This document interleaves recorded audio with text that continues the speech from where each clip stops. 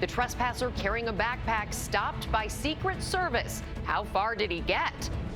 Deep divide. President Trump's hard sell of the Republican health care bill, sending his chief salesman out on the road. Some Republicans saying the bill has no chance. This is going to be a battle in Washington, D.C. And tonight, the big name saying he's fired.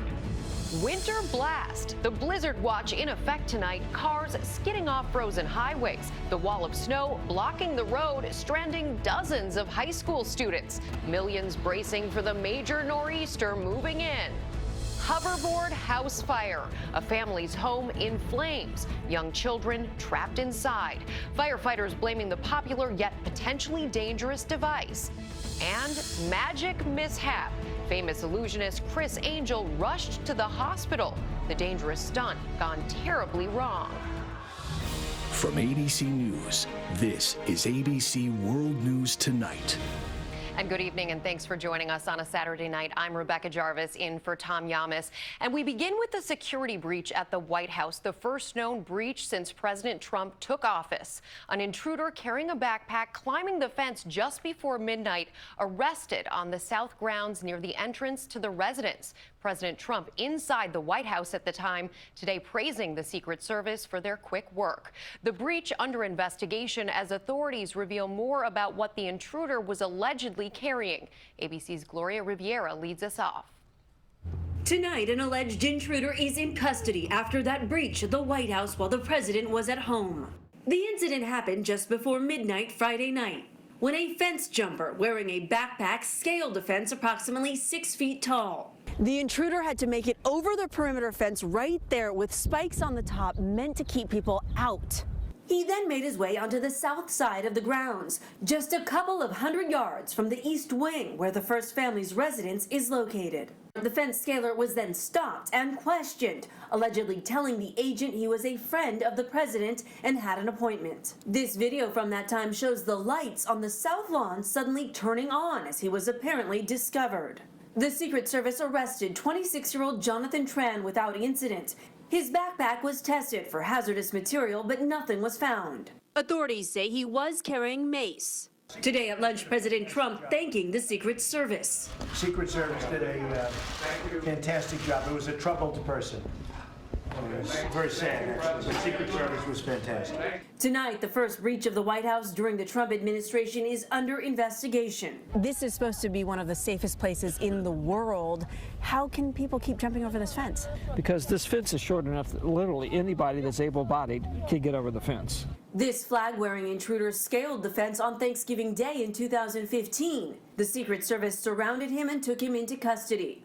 And a year earlier, this man carrying a knife sprinted across the lawn and was caught just after he got all the way inside.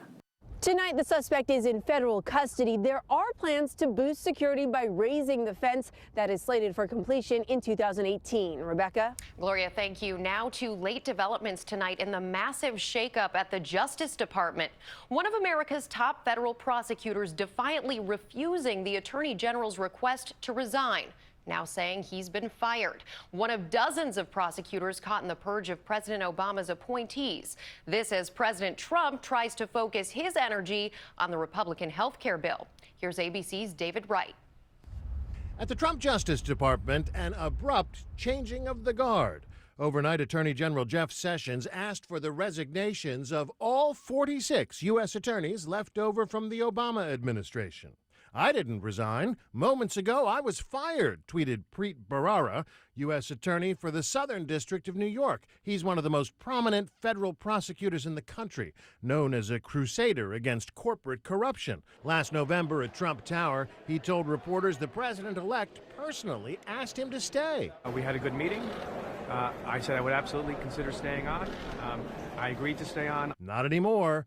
Today, the Attorney General spared only 2 of the Obama-era prosecutors in Virginia and Maryland. On Thursday, Trump loyalist Sean Hannity called for a purge. For weeks, we've been warning you about the deep state, Obama holdover government bureaucrats who are hell-bent on destroying this president, President Trump. Tonight, it's time for the Trump administration to begin to purge these saboteurs before it's too late. But the White House says cleaning house at Justice was simply routine. Presidents Reagan, Clinton, and George W. Bush all installed their own people, too. One big difference now is that the Trump Justice Department is already embroiled in several major controversies, investigating Russian meddling in the U.S. election, including the possibility that Trump campaign advisors may have colluded in that effort. The Attorney General's own contacts with Russia under scrutiny. Therefore, I have recused myself in the matters that deal with the Trump campaign. All of this poses a major distraction as the president tries to manage his first big piece of legislation, the effort to repeal and replace Obamacare. Today, the vice president went to Kentucky to sell the plan, giving a frank assessment of its challenges. Folks, let me be clear. This is going to be a battle in Washington, D.C. Sure enough, today in California, Republican Congressman Darrell Iss's constituents sounded off at a town hall meeting. How are you going to vote on Ryan's plan? Today, the president headed to a Trump National Golf Club outside D.C., not to play, but to meet with some of his top advisors. So we're having a part of a cabinet meeting, and we're just doing it here, a whole group of people, and we're having some great discussions. And David Wright joins us live from the White House. David, we heard you report on those big changes at the Justice Department, which also is under pressure to produce evidence on those wiretapping claims.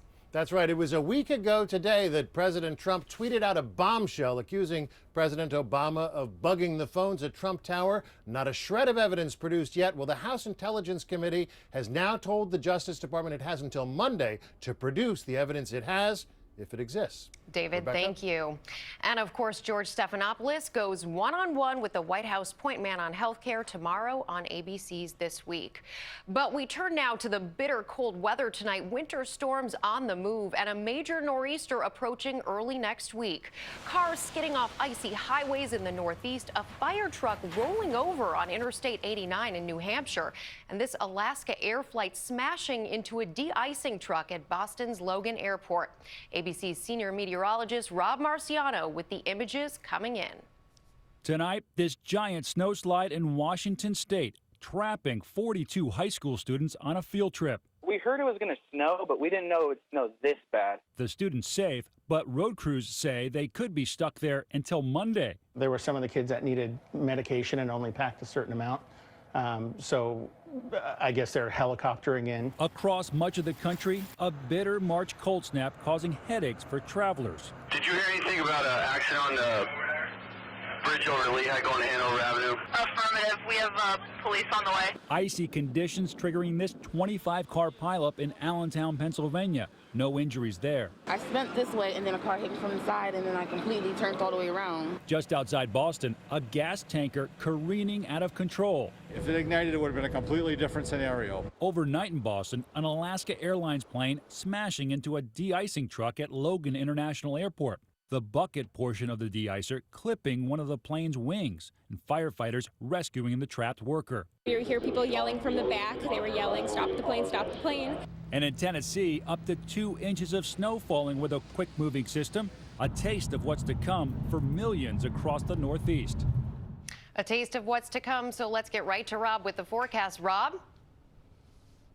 Hey, Rebecca, this late season cold snap is certainly setting the stage for the potential of a big snow event, and we are getting more confident on that. Watches have been posted for much of the Northeast, and now blizzard watches for coastal New York and southern New England, including New York City and Boston, mostly from Monday night into Tuesday. But first, a quick moving mid-south snowmaker. We'll get into Nashville, maybe a little bit of Memphis, an inch or two in northern Georgia and North Carolina. But the big event's going to come from that northwest storm that's going to dive south into Minneapolis and Chicago for snow Monday morning rush there, then teaming up with that southern jet. And that will make for explosive coastal energy Monday and Tuesday. And we're looking for blowing snow as well. And we're growing more confident to see potentially over a foot of snow along the I-95 corridor, a high impact mid-March winter event. Rebecca? Wow, it continues. Rob, thank you. Now to the deadly house fire in Pennsylvania, triggering a new debate over the potential dangers of hoverboards. A 3-year-old girl killed when her house was consumed by flames. A rechargeable hoverboard blamed for igniting the fire. ABC's Eva Pilgrim on the investigation. We're getting rapid calls and reports of kids trapped on the 3rd floor. Tonight, this devastating fire in Harrisburg, PA, killing one child, 2 others in critical condition. Authorities say a hoverboard ignited the flames. It's all because of a hoverboard. This Facebook video shows the moment firefighters arrived, giant flames consuming this row home. A father clearly panicked, his 3 children still inside. We need a ladder to the 2nd floor. Got people on the roof. One girl jumped from a 2nd floor porch to safety, 2 others pulled out by firefighters. This, just the latest hoverboard hazard making headlines. This video captured on a home security camera shows the moment a hoverboard's batteries exploded. Huge flames ripping through the home north of Chicago. And all I could think to myself was that there's a good likelihood that we're going to lose both of our children today. And more frightening scenes, others igniting on sidewalks. This one burning near a baby stroller at this Washington State mall. For no apparent reason, it just exploded. Tonight, nearly 500,000 hoverboards made by 10 companies under a recall. The 2 other girls rescued from that Pennsylvania fire were airlifted to a burn center. They are in critical condition tonight. Rebecca? Eva, thank you. And overseas tonight, the deadly twin bomb attacks in Syria. Explosions ripping through the center of Damascus. At least 40 people killed visiting religious shrines, 120 wounded. The attacks targeting holy sites. Here's ABC's Jennifer Eccleston. The bloody debris from the blasts litter the streets of Damascus. Buses riddled with shrapnel, a mangled wheelchair among the wreckage. The attackers striking Shiite tourists from Iraq visiting a holy site. At least 40 are dead, more than 100 injured. This Iraqi lucky to be alive. We finished the visit and then the explosions happened, he says. People near me were all killed. No one has yet to claim responsibility. But ISIS has attacked Shiite shrines in the Syrian capital before. More than 60 people died in a bombing last year. Damascus is Syrian President Bashar al-Assad's power base. These attacks may only serve to further embolden terrorist organizations in the region. Rebecca? Jennifer, thank you. And back here at home, new problems facing AT&T tonight. Customers across the country complaining about another service outage, this one today. Many unable to make or receive phone calls, including some emergency calls to 911. The cell phone carrier blaming the problem on a hardware issue and says service has been restored. AT&T suffered a similar outage earlier this week. And next tonight, a frightening magic show that was no illusion. Famed magician Chris Angel rushed to a Las Vegas hospital after passing out during an upside-down midair stunt. It's not the first time a magic trick has backfired. Here's ABC's Marcy Gonzalez. World-famous magician Chris Angel was performing the harrowing escape stunt seen here, hanging upside down in a straitjacket. What I'm trying to do is get my shoulder out of the socket right now. When witnesses say he passed out before being rushed to the hospital in the middle of last night's Las Vegas show. They lowered him down to the stage and he wasn't moving at all. Angel has performed the stunt countless times, demonstrating it here to Oprah. A lot of what I do, Oprah, is completely real. Yeah. And some of it's an illusion. Yeah. This is completely real. Close calls can be part of the profession. In 2015, Angel himself scrambled to save fellow magician Spencer Horseman from a water torture tank. Angel insisting it wasn't part of the act. He was going limp. As soon as I ran up there and I looked at his eyes, I could just tell that wasn't part of the show. And last year, this mishap as David Blaine attempted to catch a bullet in his mouth, sending him to the hospital with a throat injury.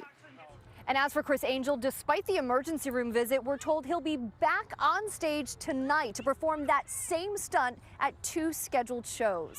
Rebecca? Marcy, thank you. And coming up, much more ahead on World News Tonight this Saturday, the sudden dangers on the highway, what you need to do to avoid a fatal accident. Plus, a deadly infection comes to the U.S. It kills the majority of those infected, where it's spreading. And an unexpected visitor hits the ski slopes, a charging moose. So what happened next? That's ahead. This is ABC World News Tonight, brought to you by Cialis. Why pause a spontaneous moment? Cialis for daily use treats ED and the urinary symptoms of BPH. Tell your doctor about your medicines and ask if your heart is healthy enough for sex. Do not take Cialis if you take nitrates for chest pain or Adempas for pulmonary hypertension, as this may cause an unsafe drop in blood pressure. Do not drink alcohol in excess. To avoid long-term injury, get medical help right away for an erection lasting more than 4 hours. If you have a sudden decrease or loss of hearing or vision or an allergic reaction, stop taking Cialis and get medical help right away. Ask your doctor about Cialis. Your brain changes as you get older, but Prevagen helps your brain with an ingredient originally discovered in jellyfish. In clinical trials, Prevagen has been shown to improve short-term memory. Prevagen, the name to remember. I'd never miss an early morning market, but with my back pain, I couldn't sleep or get up in time. Then, I found Aleve PM. The only one to combine a safe sleep aid plus the 12-hour pain-relieving strength of Aleve. And now, I'm back. Aleve PM for a better AM. And the wolf huffed and puffed. Like you do sometimes, Grandpa? Well, when you have COPD, it can be hard to breathe. It can be hard.